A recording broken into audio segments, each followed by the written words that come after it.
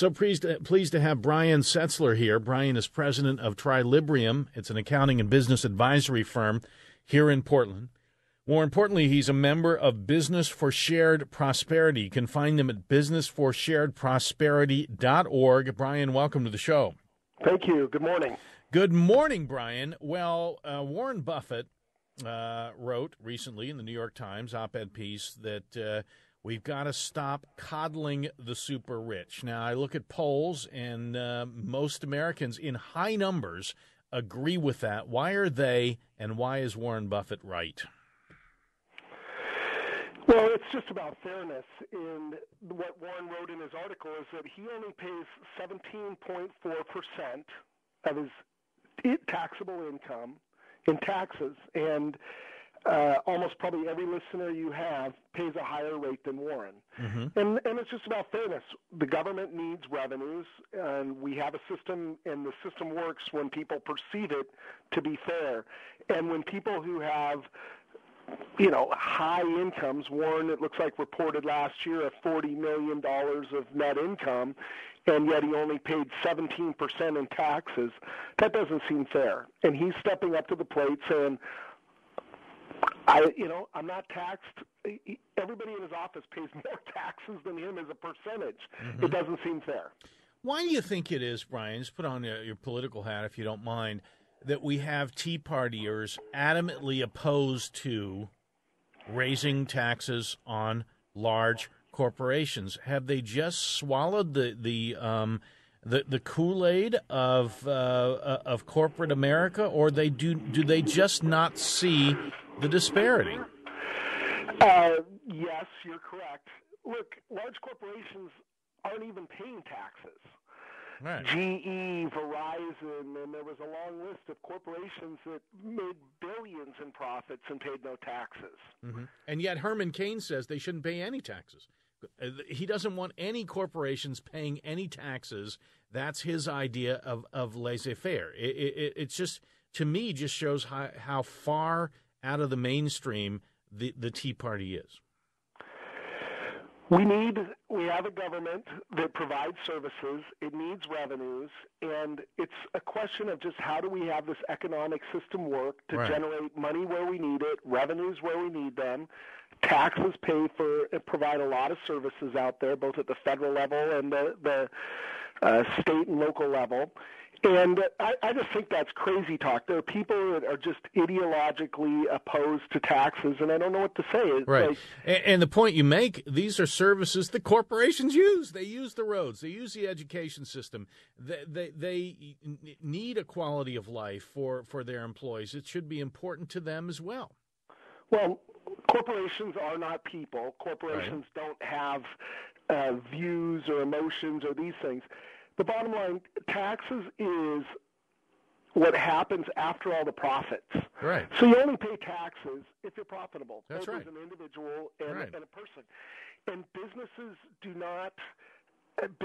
grow, individuals make investments when there's an opportunity to make money. And if you're paying taxes, that means you made money. Right. And anyone who's been out there, has your own business, fills out a Schedule C, self-employed. I mean, if you make a profit, you pay taxes on it. We want companies to make profits. We want companies to have enough money to invest, to grow. We do. Absolutely. But we do not need the kind of profits that we have from large corporations like ExxonMobil. We don't need that without a corresponding contribution from those windfall profits back into the system that feeds them to begin with. Oh, yeah, and many corporations, Warren's article's on individual taxes, but corporations benefit immensely from our laws, the laws that protect their intellectual property rights, the court system that defends them and works for them, and just the whole system we have here, educating workers. They don't have to educate workers. Workers show up at their door educated. So, but Warren's article comes back to, looking at fair taxes on wealthy people. That's right. And he pays less tax than probably as a percentage than probably any one of your listeners. Right. Brian Setzler is our guest with Business for Shared Prosperity, businessforsharedprosperity.org. Brian, tell us about this organization. How broad is this movement, and how do you want to attract others to Business for Shared Prosperity? I don't have membership numbers, but there are thousands of, I would say there are thousands of businesses in here. This is not some radical thing. It's like we're trying to have, and we want to have, a thriving business climate. We have a thriving business climate when people have money to spend. Right.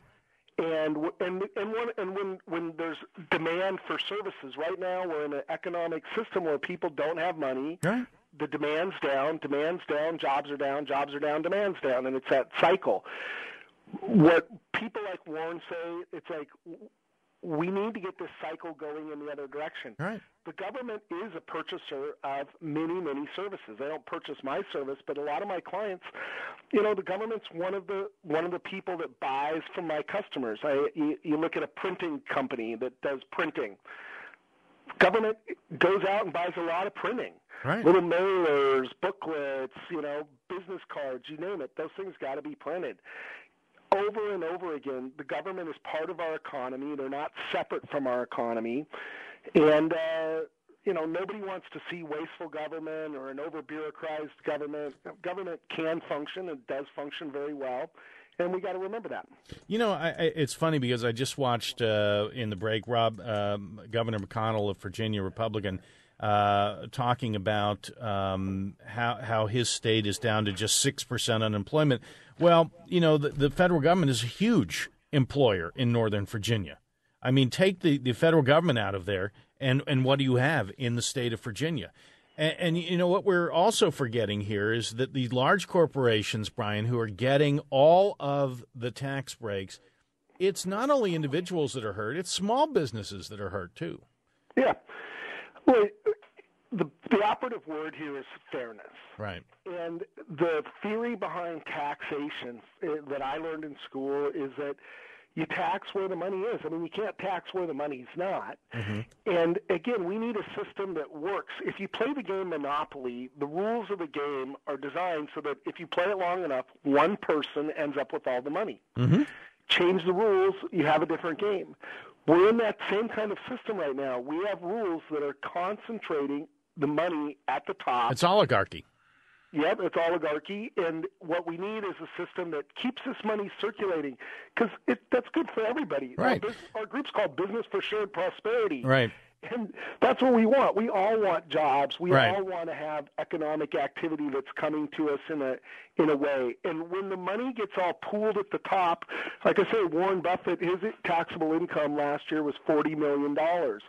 He can't spend that. He puts it in the bank. Right.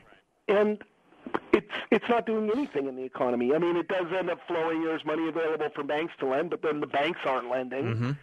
And I was on a radio show yesterday talking about this, and somebody was like, well, he could buy stock in Nike. Well, if he buys stock in Nike, that's money not going to Nike, the company. It's money going to some other shareholder. That's right. Brian, I have said till I'm blue in the face that on this show that a major cause of the Great Depression was people did not have the money to buy the goods and services that American companies were producing. And that is the same situation now. And you said it. I wish the president would message it this way. And I don't see any Republican on the campaign trail talking about raising the wages of the American public. They have not had their real wages increase since 1973. The only way you grow this economy is to put put money in the hands of the people who can spend it and get this cycle going again. Yep. And they know that. That's why when, they try to stimulate the economy back under President Bush, for instance, they gave, everybody $500. I forget what the amount was, but about 3 or 4 years ago. I mean, get money into the hands of people through right. Social Security, more Social Security money, through tax breaks. Warren Buffett in this says, hey, we ought to continue the 2% reduction in payroll taxes that are in the current tax law right now, and to continue that, because that puts money in the hands. Right. that people, most of us are living, unfortunately, paycheck to paycheck. Right. So you get another 2% in your paycheck, boom, you go out and you spend it. You know, Brian, thanks for coming on. And this is exactly how it should be messaged about the economy from this president and from our perspective. And the money has to get into the hands of people through a living wage in some cases, through increased wages in others, through respect for workers, through investment in the things that make us all prosper. Brian Setzler has been our guest. He is president of Trilibrium. It's an accounting and business advisory firm in Portland. He is with Business for Shared Prosperity, businessforsharedprosperity.org. And Paul tells me you're a big fan of the show, Brian. I am. I listen regularly, and I used to be an advertiser on KPOJ. Great. That's not how I ended up here. All right. Well, we're glad to have you. And, Brian, best of luck. And I wish everyone would go to businessforsharedprosperity.org. Spread the word, because there are people out there who are just businessmen and wanting to do the right thing by their company and their country, and they're on our side. Brian, thanks a lot. You're welcome. Thank you.